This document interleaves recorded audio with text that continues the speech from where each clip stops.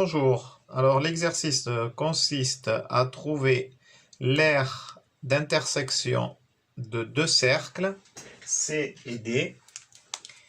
Donc voici son équation de cercle, il a un point, le centre du cercle a pour coordonnées 2, moins 3, et le cercle a pour rayon 2, racine carrée de 4 égale 2. D, le cercle a pour centre le point de coordonnées 1, moins 2, et il a pour rayon 1. Alors on va faire deux méthodes.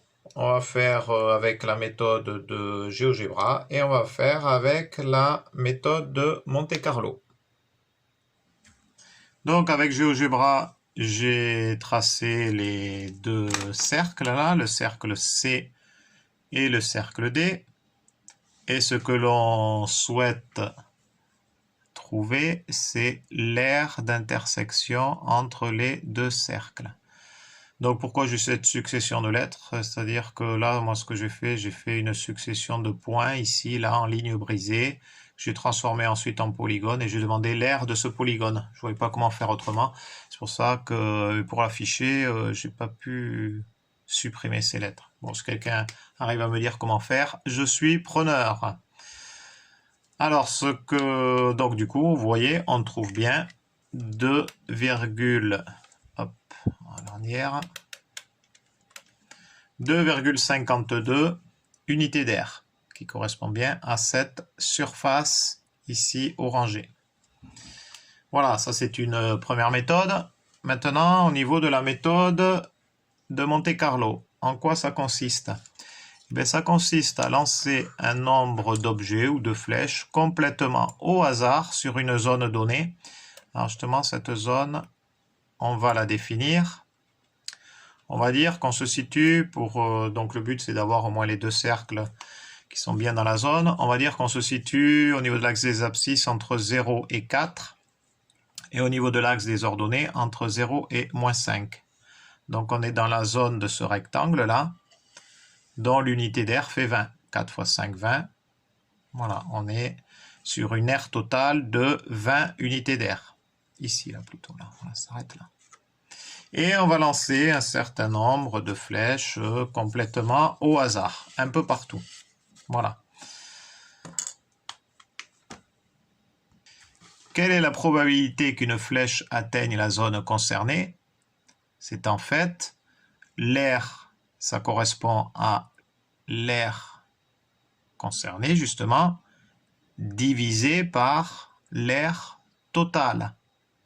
En fait, on obtiendra une probabilité avec un très très grand nombre de lancers, sinon ce sera une fréquence. Donc la probabilité sera d'autant plus meilleure que le nombre de lancers de flèches sera très important.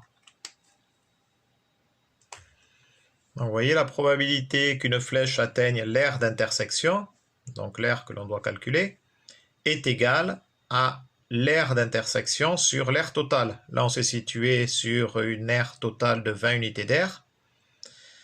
Donc, l'aire d'intersection, ce sera la proba que l'on trouvera multipliée par 20.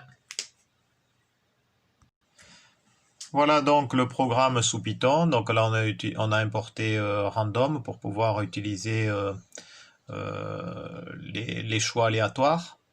Petit n, c'est le nombre de flèches que l'on souhaitera utiliser. C, c'est le compteur, qui correspondra donc au nombre de flèches qui auront bien atteint la cible que l'on souhaite, c'est-à-dire l'aire que l'on souhaite calculer.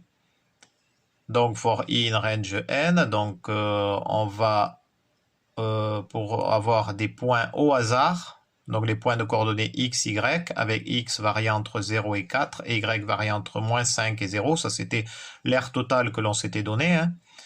Alors, donc ces points-là, chaque fois ces points qui seront choisis, on va demander que si ils se situent à l'intérieur du cercle C, donc vous voyez là c'est l'équation du cercle C avec égal 4, mais j'ai marqué ici inférieur à 4 pour dire que si le point se situe dans le cercle C, mais aussi et, c'est important, et dans le cercle D, c'est pourquoi j'ai mis inférieur à 1, alors le compteur prend plus 1 à chaque fois.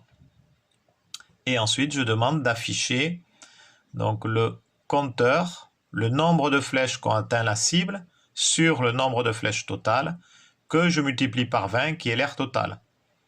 Donc là, je devrais obtenir l'aire que l'on souhaite calculer. Donc allons-y, je vais faire exécuter. Là, on me demande le nombre de flèches. Donc je vais commencer avec 1000. Entrée.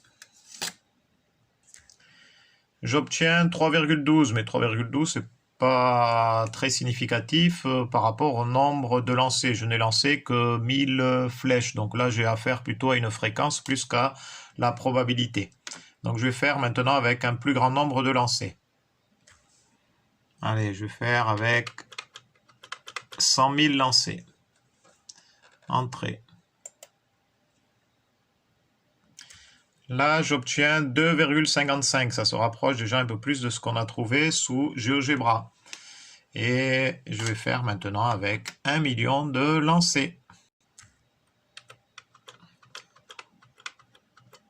Donc là, ça va être un peu plus long, puisque là, le temps qui calcule. Entrée. Voilà, ça semble se confirmer. On est bien à une aire de 2,55. Même plutôt 2,56. Quoi qu'il en soit, si on arrondit au dixième, à 2,5, on ne se trompe pas, quoi.